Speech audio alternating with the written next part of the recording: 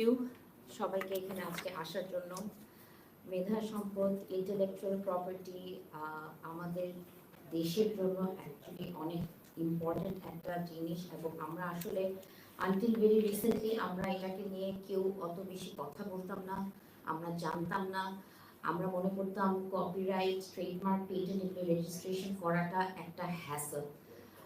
Realistically এই অফিসে যাও, কারণ দুই অফিস, পেটেন্ট কপিরাইটের জন্য একটা অফিস, ট্রেডমার্কের জন্য একটা অফিস। এখানে একজন লয়ারকে এনগেজ করতে হবে, অফিসে যেতে হবে, একবারে হয় না। তো এই ব্যাপারে বেসিকলি জিনিসটা হচ্ছে যে আমাদের অ্যাওয়ারনেসটাই নেই। তো এই অ্যাওয়ারনেসটার আসলে আমাদের দরকার। এই কারণে আমরা আজকে এই মঞ্চটাতে বসেছি, যেন আমরা সবাই, আমাদের মধ্যে অনেক মেধা আছে, we are all innovators, creators, and আমরা তাদেরকে অ্যাকচুয়ালি এনকারেজ করতে চাই টু ইনোভেট। এখন অনেক আইনের কথা আমাদের কিনোট স্পিকার বলে ফেলছেন, সো আমি আইন নিয়ে বেশি কথা বলবো না, কিন্তু আমি রিয়েল কিছু প্রবলেমস যেগুলা as an advocate, as a lawyer আমরা ফেস করি, এবং আমরা বলতে চাই যে আমাদের লয়ে সবসময় লয়ের দিকে তাকালে আমরা আসলে বেশি আগাতে পারবো না।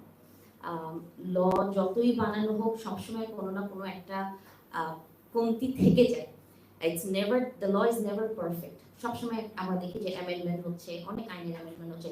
কপিরাইট অ্যাক্টের গত বছরই 2003 ভার্সন অ্যামেন্ডমেন্ট হলো।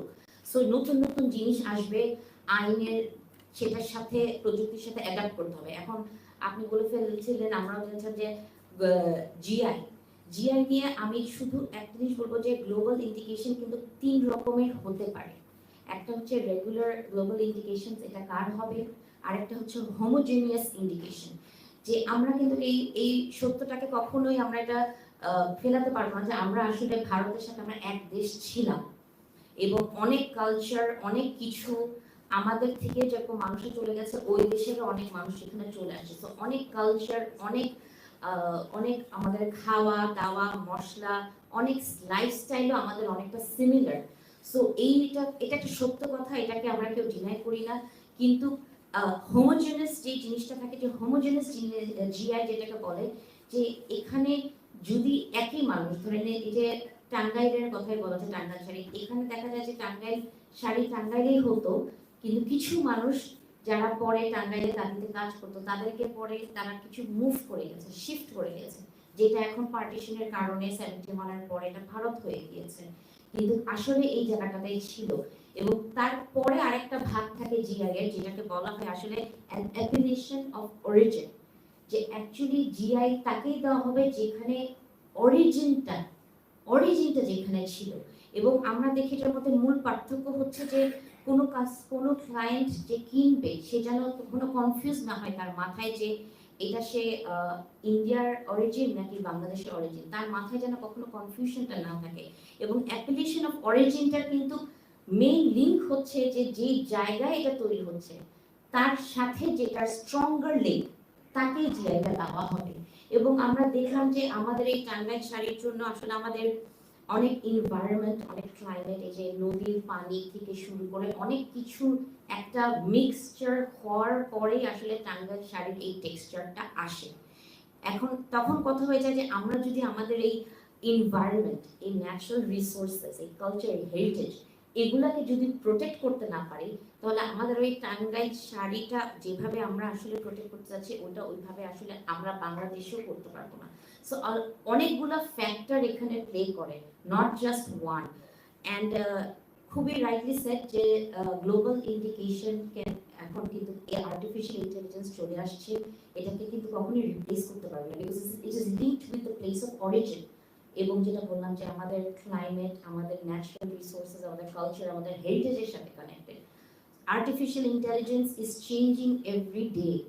এবং এই যুগের সাথে, এই প্রযুক্তির সাথে যদি এখন আমরা আমাদের পেটেন্ট, আমাদের কপিরাইটগুলোকে প্রোটেক্ট করতে চাই, আমাদের ইনভেনশনস, আমাদের ইনোভেটরসরা যদি তাদের ক্রিয়েটিভিটিটাকে প্রোটেক্ট করতে চাই, তাহলে আমাদের আসলেই আমাদের এই কপিরাইট কিভাবে করে, পেটেন্ট রেজিস্ট্রেশন কিভাবে করে, এগুলোর ব্যাপারে একটু সচেতন হতে হবে। এইসব অফিস যেগুলো আছে তাদেরকে আরেকটু ইউজার ফ্রেন্ডলি হতে হবে, যাতে অনলাইনে করা যায়। ইন্টারন্যাশনাল কিছু ট্রিটের কথা আমরা শুনেছি, ট্রিপস, উইপো, প্যারিস কনভেনশন, অনেকগুলো কনভেনশন আছে, তারা আমাদেরকে হেল্প করতে পারে, কিন্তু আসলে আমাদের ইচ্ছাটা থাকতে হবে।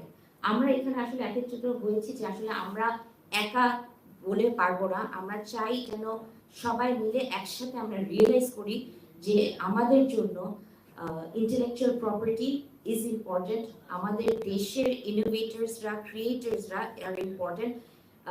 কয়েকদিন আগে আসলে ওয়ার্ল্ড আইপি ডে সেলিব্রেট করা হয়েছিল 26শে এপ্রিল, এবং খুবই রাইটলি আপনি বলেছেন যে ওয়ার্ল্ড আইপি ডেও এখন ইন্টেলেকচুয়াল প্রপার্টি ডেটাকে এখন ওরা কানেক্ট করছে এসডিডির সাথে, বলছে যে আইপি এবং এসডিডি এই দুইটাকে এখন একত্রিত হলে কমন ফিউচার হবে, আমরা ইনোভেটরসদেরকে এবং ক্রিয়েটিভিটিটাকে প্রোটেক্ট করতে পারবো।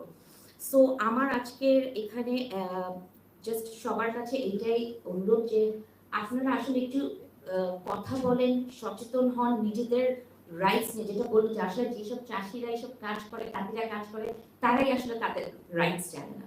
সো এটা আমাদের দায়িত্ব যারা আমরা জানি, we are in a very prestigious fortunate position to be here and standing here and talking to all of you.